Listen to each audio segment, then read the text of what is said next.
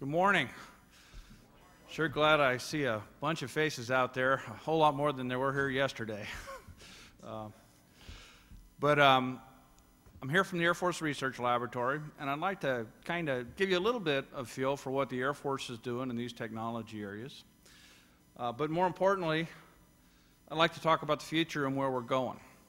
To get there, sometimes it's important to talk about the past. 13 years ago, next month, I was in a hotel room down in Las Cruces, New Mexico, and I got a phone call at about 3 a.m. in the morning.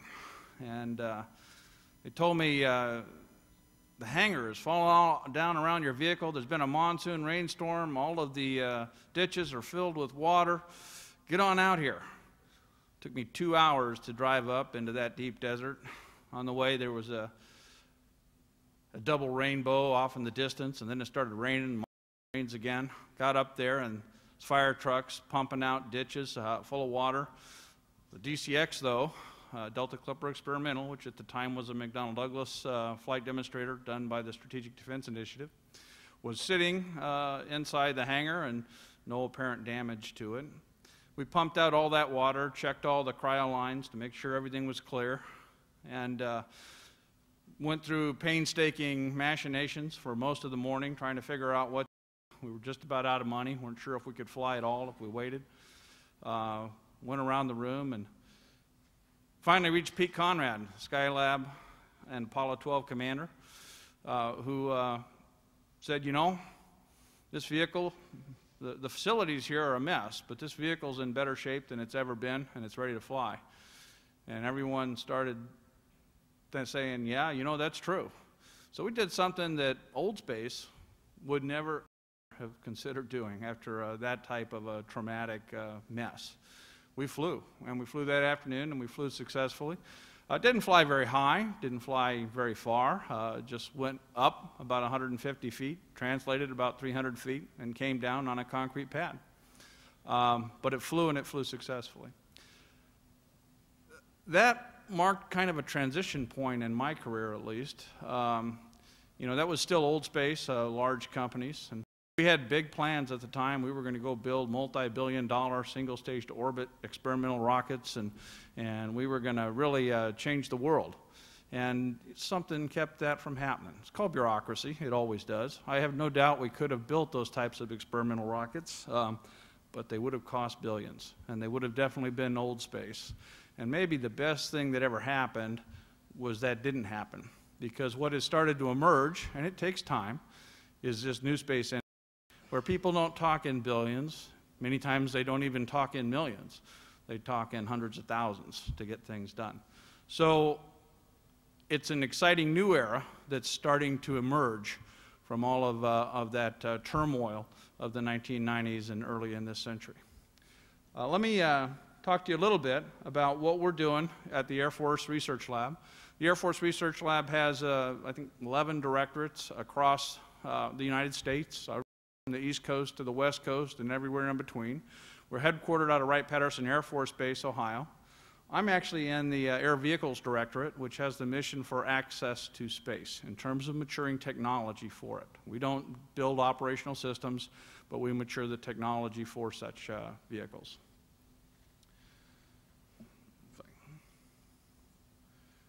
Okay. All I got to do is figure out how to use this control. Point to the laptop. Oh.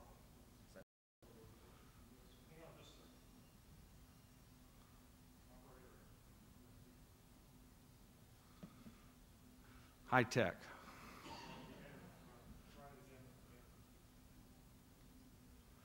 Probably you have to know which button to push, right?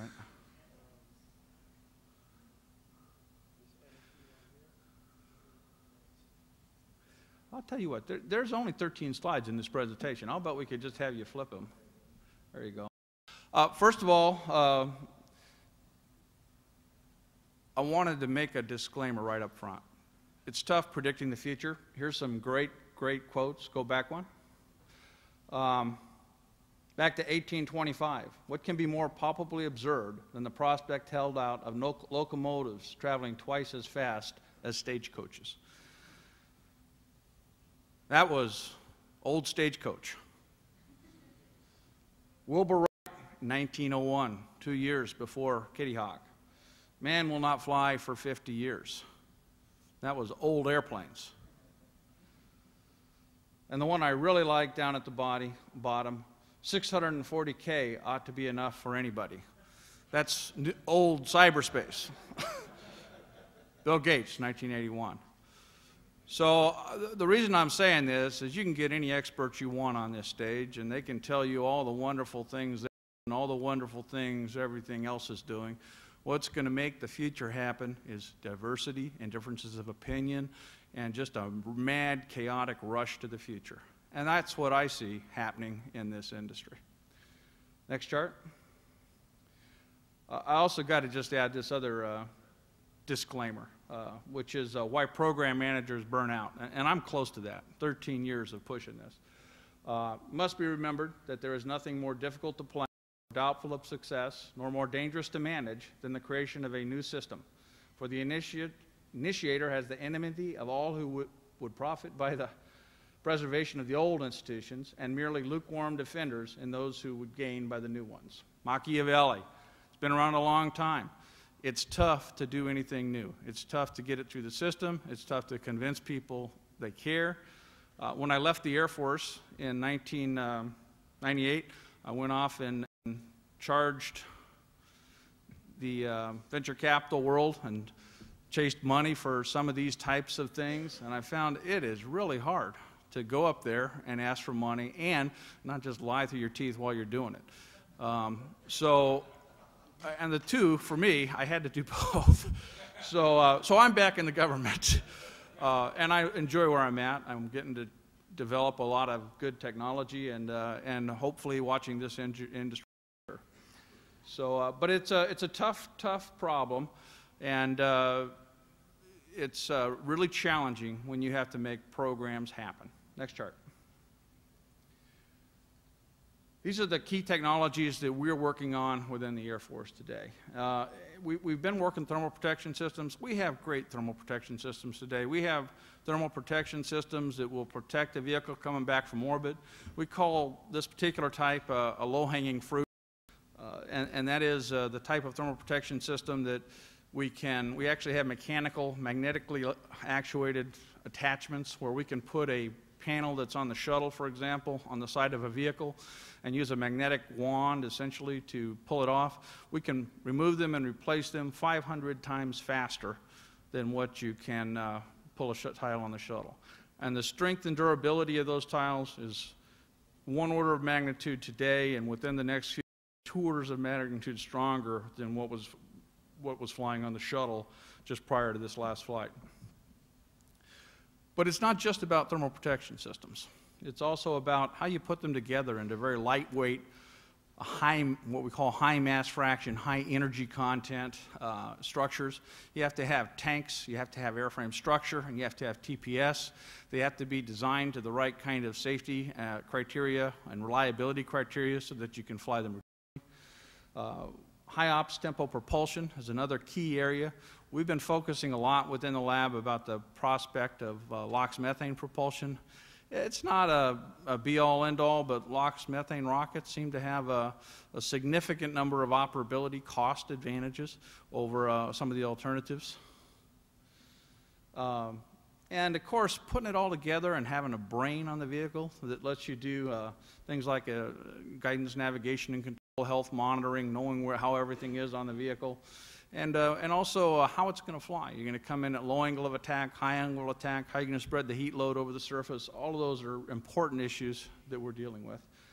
And finally, when you wrap it all together and you put this package together, what you got to do is figure out, how am I going to deliver aircraft-like operations? So those are our key technologies. And if we can mature those technologies, they enable a wide range of future systems for the military, not just space access all are interested in, not just suborbital access, which is the immediate interest, but things that go all the way to orbit, all the way to Mach 25, and can do a wide range of missions from worldwide recon, global transport, to hypersonic cruise, and wide number of other possibilities in the future. So we're about enabling new capabilities within the lab. Next chart. We've studied a lot in the past 13 years all we've done.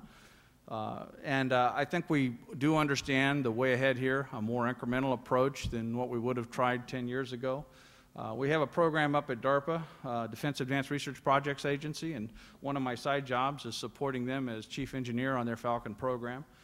Building a small expendable launch vehicle. We're working with a couple of companies on that. A little more on that in a minute. Next chart.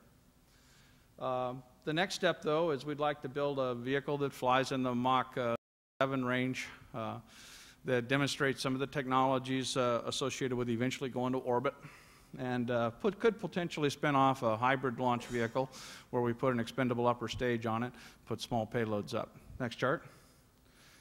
The path we're on is clearly a vehicle that is fully reusable. That's where we want to go. Yeah, it might be single stage to orbit. Single stage to orbit has some warts on it. It's a great experimental set of technologies. It's not necessarily what you'd want to use for an operating system.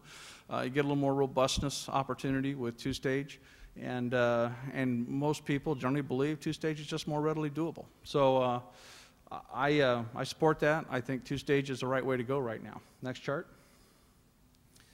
And in the far term, we are working on experimental technologies, and I want to emphasize this is basic research, looking at things like hypersonic air-breathing scramjets and other exotic techniques, microwave propulsion. We've got initiatives ongoing that are maturing critical technologies in these far-term things that will enable potential capabilities in the 2025, 2035 timeframe. Next chart. This is our small launch vehicle program that the Air Force is conducting with DARPA. We've got currently, we started out with 9 contractors, and we went down to 4 contractors, and then we went down to 2 contractors. And the fundamental premise of this program was could you build a low-cost, expendable launch vehicle? Not my forte, but it's a neat program, and we're trying to make sure that we are able, with the help of New Space, to enable the ability to show that we can build a much lower cost expendable launch vehicle. SpaceX is the first one. We attempted a flight on SpaceX earlier this year. We're planning another flight, I believe, in November of this year. And so the first flight failed. The second flight, we think we've ironed out a lot of those problems and have a much better shot at success. Another program we're carrying is Air Launch, a small company out of Seattle, Washington, that is trying to build a very low-cost LOX propane rocket, pressure-fed, that we would drop out of the back of a C-17, and then it would boost to orbit from there. Puts about 1,000 pounds up. You're somewhat gross weight limited because you're flying out of orbit, but for small payloads, it works very well. And we are carrying that through critical design review this fall, where there will be go decision as to whether we continue to proceed down that path with them or not. But they've got a flight test we're planning next week, as a matter of fact, where we're going to drop a full altitude 72,000 pound rocket out of a C-17 out at Edwards Air Force Base. Next chart. Let me add, an inert rocket. So if we move ahead with that program, we'd probably fly it in late 2008 or maybe early 2009. Next chart. The hybrid launch vehicle, kind of the second tier of potential vehicles in that way ahead plan or path I showed you, is a vehicle that might fly out to Mach 7, and we'd put a fairly large expendable upper stage on it, or maybe it flies faster than Mach 7, or maybe a little slower, but between the two of them, it gives you some flexibility in terms of how you insert things. And this idea of a low-cost upper stage turns out to be a great idea, because almost no matter where you go, the low Earth orbit is only half the way. So eventually we're going to have to go the rest of the way, and although there's other solutions in the farther term, the near-term solution is to put a low-cost expendable stage and use that for how you're going to get to the rest of the mission orbits that you are interested in. One of the interesting factors here is that there's not a lot of new technology required to get to Mach 7. It's fairly readily doable.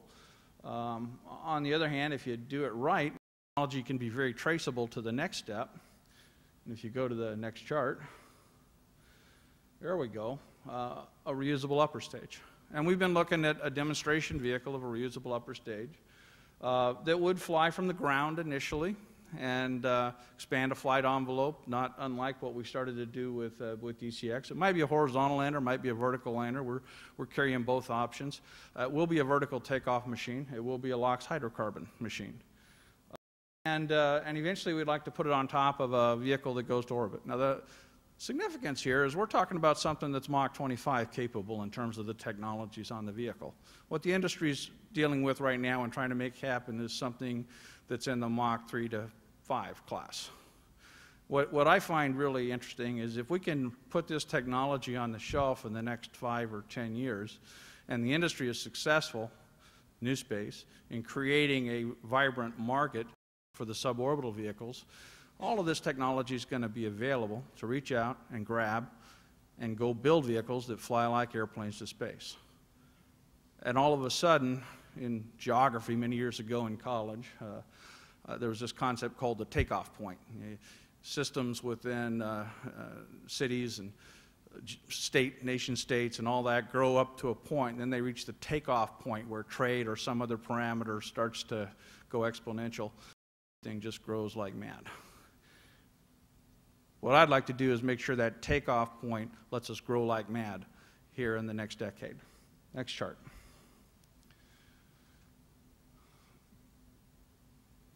Been talking about new space, and there is this emerging industry. We recognize it, we understand it, we think. We're not quite sure what our role in terms of supporting it is, or if we should be, and that's why Jim and Chaz are up here. We're going to be talking about that in a few minutes. We also have all the standard defense industry companies that we use, and you know, those companies are very good companies. They deliver very good products. They're not always cheap, but they do what they do very, very well.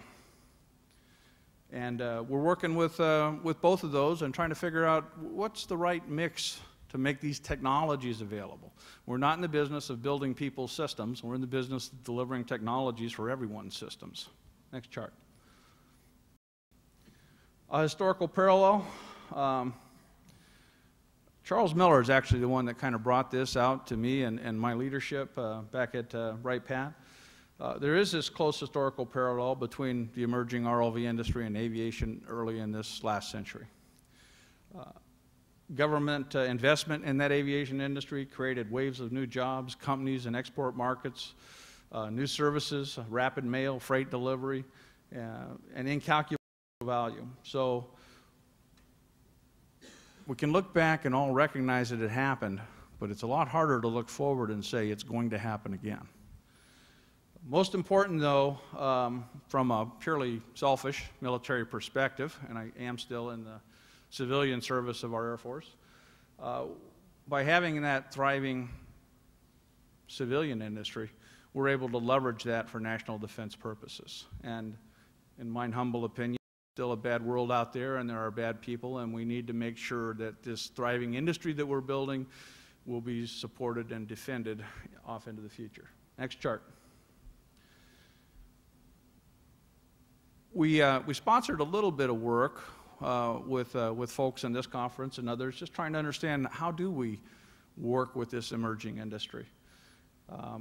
And we built an industry consensus document that suggested things like prizes where practical, but we have legal limitations on what the government can really do for prizes, goods and services buying from the industry, maturing technologies that overlap where it makes sense, and of course, we have things like wind tunnels and huge facilities that would cost ridiculous amounts that the commercial sector would never do that we could potentially make available to the industry if they want them. Let me just go on. A couple other points there, but important. Last week we did a conference called RACE, Reusable Access to Space Technology Exchange Forum. I'm sorry, my weeks are getting mixed up. Earlier this week. And for that I apologize, because it did conflict with this conference, and the pain that was inflicted on me is the deal I had to make is to move the conference to this week, which we didn't have any option to. I had to come out here and brief in Vegas, so it was a tough deal. But what we tried to do in RACE is set up some fairly detailed technical presentations from people that are developing technologies for the Air Force Research Lab. Things like graphite polyimide composite construction techniques, linerless composite LOX tank technology, mechanically attached thermal protection systems technology, as well as hot structures, potentially structures that simply put on a vehicle and you never have to touch them. They're good for as many flights as you want to fly them. And we're working on all those kinds of technologies from Mach 25 to the ground. So we again, a fairly technical conference, and what we were trying to do is link up the commercial sector, people who were building systems, as well as our defense vendors, with technology vendors trying to sell pieces that could go on this vehicle. And I'm very interested, curious, where should we go with this in the future? In fact, I've asked Charles Miller and Jim Muncie to prepare a presentation for my management, kind of providing some recommendations on where we should go with this in the future. And that's part of the interactive discussion we'd like to start in just a minute. You know, the military is we're gonna do our job, which is to keep America safe. And so the question is there an overlap here or is there not? And I can go either way. I mean, I'm kind of a bull. I just keep, but I think there is an overlap here, and I'm trying to figure out how do we grab that, how do we extend it, and make it more apparent in the future. Next chart. So we are helping develop launch technology, roadmaps to future capabilities. We have them in place. We've got some demonstrations funded, but you know, flight demonstrations are critical. As my boss, Mike Leahy, keynote address to the race conference. He was the former program manager of the X-45 flight test program up at DARPA. Pointed out, you know, you can talk about aircraft like ops until you're blue in the face, but nobody believes a view graph. So until you get flying hardware out there and working, and it has to be a little more than DCX, it's got to be getting into flight environments that are hypersonic and where you're seeing the kind of heating environments and everything else you need. Until we get to that next level, we're just not going to convince people that we can really fly things with aircraft like ops. And the other half of that is, when you're talking about space access, what is aircraft like ops? Well, I would submit to you that aircraft like ops should be what we demonstrated on DCX, which was, although we only did a 26-hour turnaround, we demonstrated the ability to do an 8-hour turnaround. And I think we could have done that routinely, and so did Pete Conrad, by the way. And we demonstrated the ability to fly a vehicle for a marginal cost per flight of a couple $1,000. I think in the private sector, the Mach 3-4 vehicles you're talking about a marginal cost per flight of $10,000, $20,000 a flight. Extend that to orbital velocities. Shoot, we ought to be able to build these vehicles that are less than $1 million a flight to orbit, maybe a little more than that, but not without flight demonstrations. That's the end of the presentation. That's what the Air Force is doing and the military is doing to try and mature and help this industry to the extent we can. We're interested in figuring out where we go in the future. Is there a role, what we call an NACA-like role, where we could work with the industry? Charles, you sat through 2 days of the race conference. Can you give us some thoughts on what you think, what you and Jim think, where we should be going with this, and is there a role of cooperation? And in particular, when should we do the next one? Is it every other year, every other year, or once a year, twice a year? How often should we do this? Sure. You mind if I just sit here and comment? Yes. Oh. You'll comment whether I say anything or not, so just do it. Well, I think the RAST event went very well, but more than my opinion, some people in this audience were there. I'd be very interested in hearing yours. And we took a survey, and I haven't been able to look at the results of the survey yet. We got some detailed survey forms, and some of you who are in the audience and did not fill out your survey, you should be expecting a phone call from me. We had an overflowing audience in many of the sessions. Some of the more popular ones, like scale composites, they would room only, and we had pretty good participation from the commercial industry. I can only think of probably one serious company that wasn't there, and I won't mention their name, but I'm much more interested in finding out what those companies thought. You know, what would they like to see happen that wasn't there? I had some very actions, and just didn't hear this from some of the AFRL people, the people who are not already already the visionary, pre-sold on the commercial industry. And, you know, I was just hearing comments like, gosh, that company, those people are brilliant. You know, they're really, you know, doing some exciting stuff. So it was a very good initial step. What should we do next? I think we should do the next one a year from now, and we should have more commercial industry participating in the sessions. This session, and Jess knows this, is to kick it off. They basically had 90% of the presentations were the AFRL-funded technology subsystem providers. The work was already being done, and they were basically told, "You're going to come here and present because we're paying you to do that." But I think the Air Force, the AFRL, and not, this isn't just again, and it was a learning experience. Learned there was a lot of commercial subsystem providers out there who should be given a chance to present the technologies that are going on. Another thing that I heard from some of the companies, Jess, was, this wasn't news, is what you're doing now is beyond where we're really focused. We're focused on the Mach 3, Mach 5 range, and you're developing technology for Mach 25, that was expected. And what the AFRL, you shouldn't be using any technologies the AFRL is still in the process of developing. What needs to happen is you tell us on the next generation vehicle, what do you need? Not this current generation you're working on. So I think that was appropriate.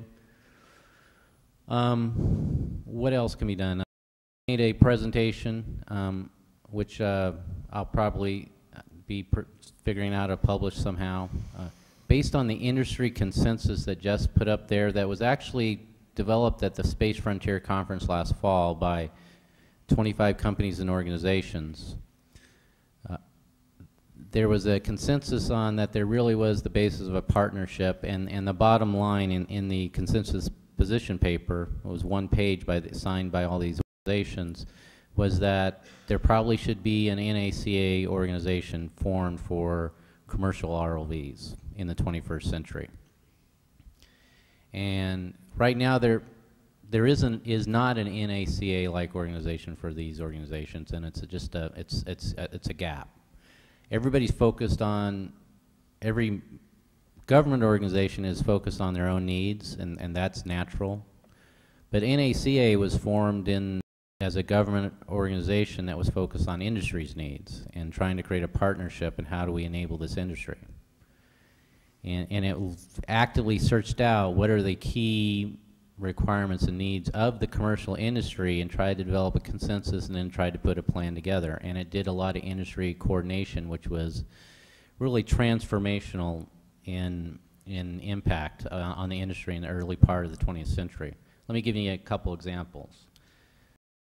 One of the, and everybody thinks of NAC as this technology development organization. That wasn't where their major power was in their first decade of existence. They really didn't start investing in technologies significantly until later in their creation. In the first couple decades, they had pretty low levels of funding.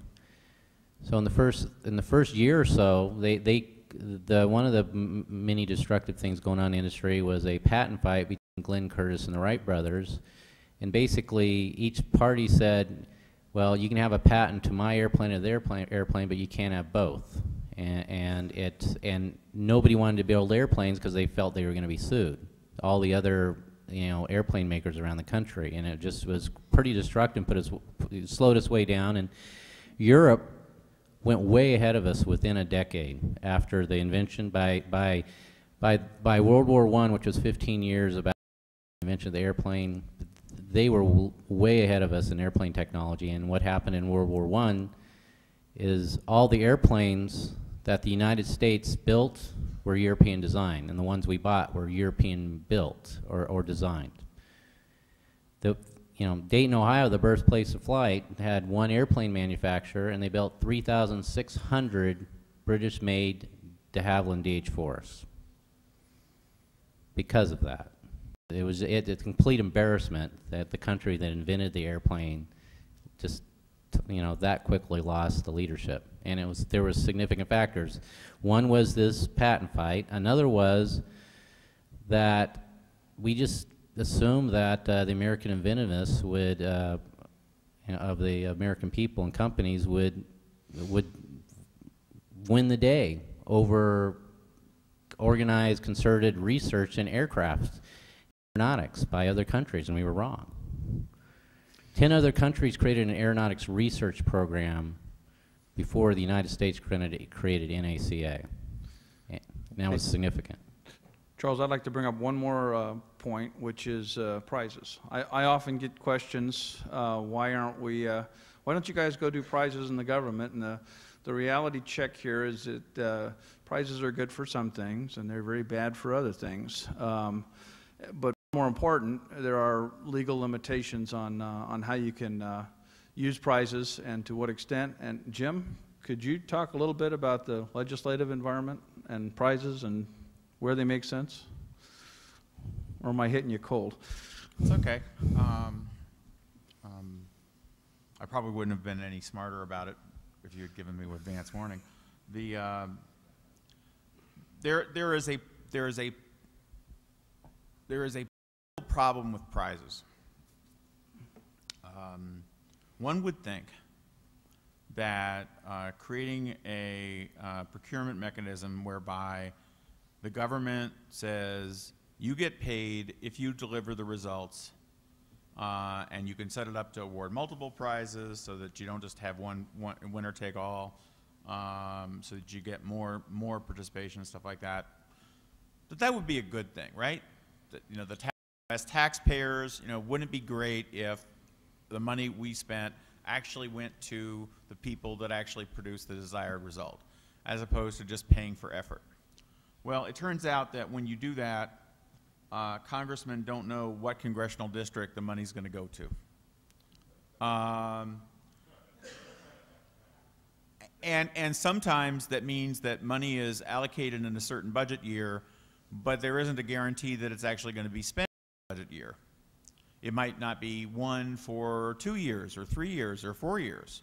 Well, there's always a pressure to spend, not to spend less, but to fight over the limited amount of spending that's available in a given year. And if you're going to set money aside that's going to be won in a prize 4 years from now, congressmen want to know, well, why can't they just spend the money the year it's needed as opposed to setting it aside ahead of time? Well, the reason, of course, is that if you want to have a prize, you're not going to really do it unless the prize is set aside and actually funded and there and real. People appropriately don't believe that the Congress will come up with the money once they've won the prize. So they can't be sure that the prize will really be there. So the money has to be set aside.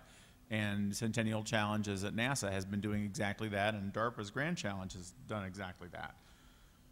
But that there's a resistance on the part of the Congress putting money aside ahead of it's likely to be being spent, and there's a resistance to funding things where you don't know where it's going to go. Okay?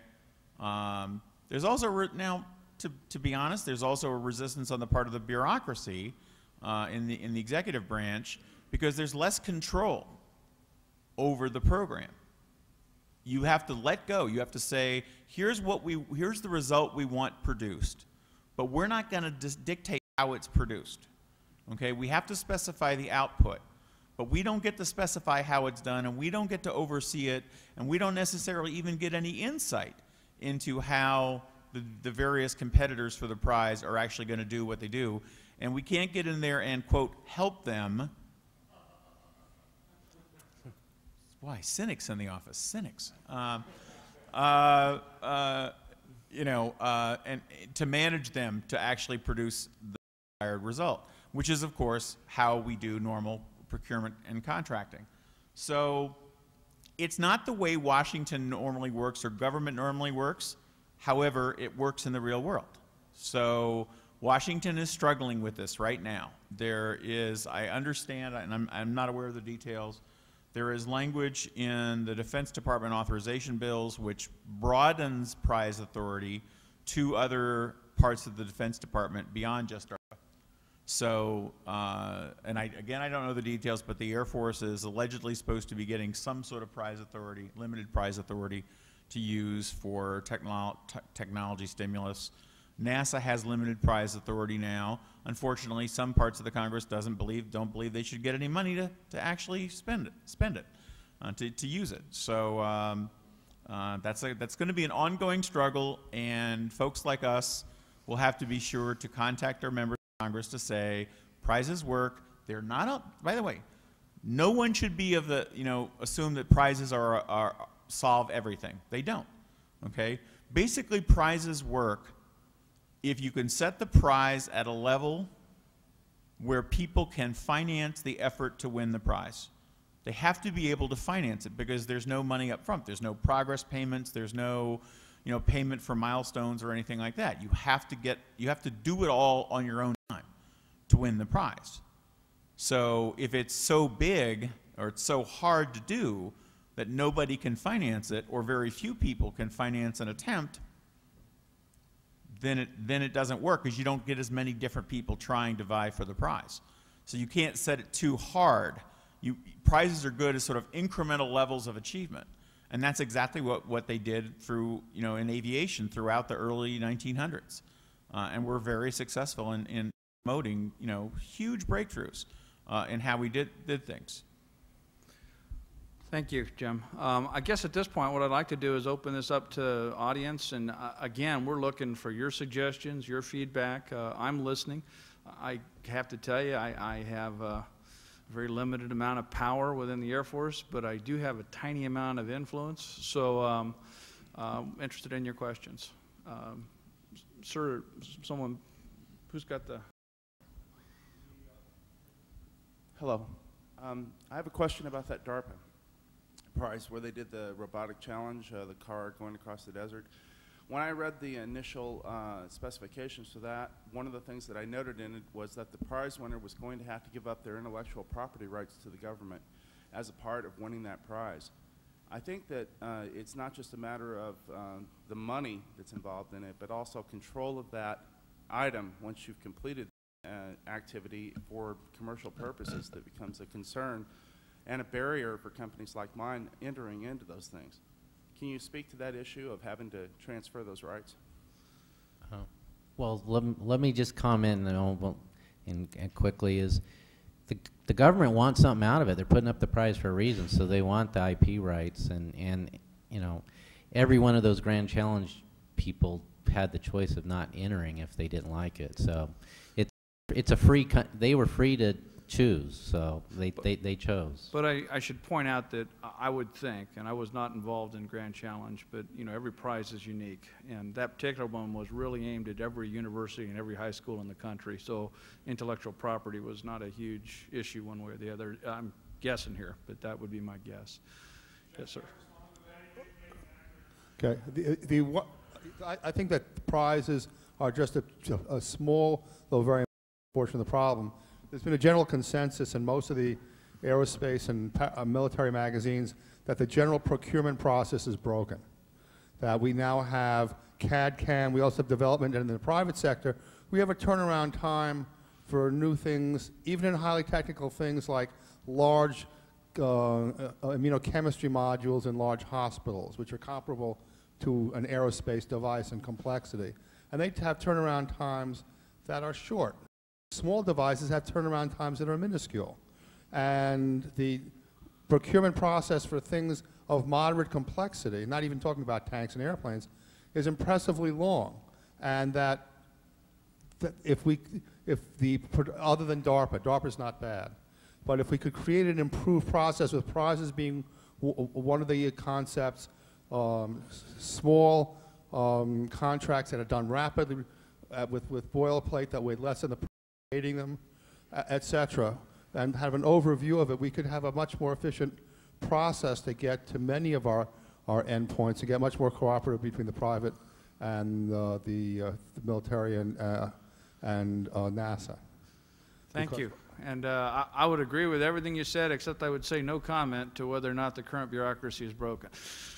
Jess, can I just jump in and say one thing? I think one thing that would be very helpful companies here submitted formal comments in response to, if you were at the RASTI conference or just in general written comments to Jess and or through Charles, who works for Jess, you know, basically saying, if you want small companies to participate, it's very important that you design your structures of doing business, procurement, et cetera, in ways that don't force us to become as bureaucratic as the large companies.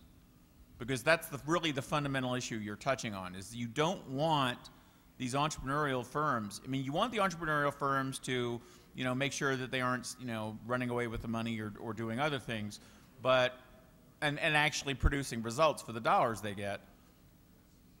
But you don't want us to all become little Boeings, okay, or little Northrop Grummans, because then you build up a level of paperwork infrastructure and bureaucracy inside the company that basically fundamentally changes the nature of the company. You don't want to lose that innovation of a freewheeling, you know, flat organization, which most of the small companies are. But my call is for you guys to write that down in your own way for your own company and submit that as input, as opposed to consultants like us trying to explain that for us ourselves. Or call me. Yeah, you had your hand up first. You deserve it. I appreciate it. Yeah, you spoke of the embarrassment of de Havilland DH4s being built here in the early part of the last century, as opposed to American designs. And I'd like to point out the current embarrassment of just about all of the commercial space companies that you see up here are proposing using Russian vehicles. And if you ask them, it's because Russian vehicles are simply cheaper. And I'd like to put forth the idea that perhaps the Russian vehicles are cheaper because they don't have to deal with all the regulations that we have to deal with. They don't have to deal with EPA. They don't have to deal with ASD. They don't have to deal with ITAR. They don't have to deal, I mean, you just, the cost, the barrier, the bureaucratic barriers to entering these businesses are minuscule compared to what you have to do in the country.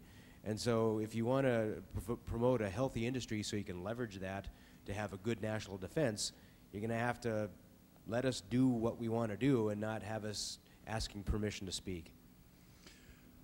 I would agree with everything you just said. I would also point out that, you know, some of that stuff is above my pay grade. ITAR in particular. You keep working the political side, which is what drives. Jess, yeah. And I would also add that I agree. It's very bureaucratic and very systems engineering, but there's a level of that once you learn how to do it, it's not that hard to do. ITAR is the exception. Jess, I wanted to respond to the question about the IP rights in the DARPA Grand Challenge. In fact, it was not an absolute assignment of the IP rights. What you had to give DARPA was a license to use the IP for reasonable compensation. And in fact, there's something called the Tucker Act, in which the government can always come in and grab any of the technology that anybody in this room produces by merely declaring it to be in need of a national asset. And then the question is you know, the joke about Churchill, you know, now we're just haggling over the price. We know what you are.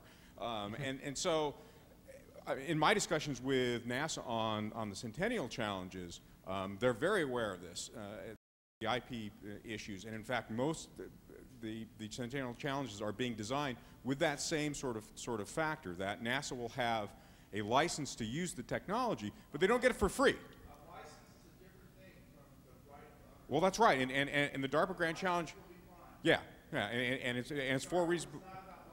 So, excuse me. If you look at the final rules, it was a license. It was not an outright assignment.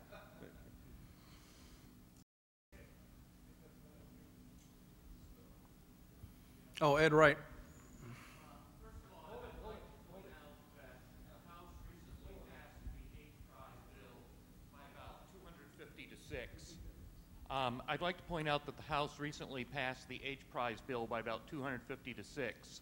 So it's not completely bleak as far as getting prizes through Congress. Secondly, an idea which just popped in my head as I was listening You talked about possibly doing 2 RAS conferences a year.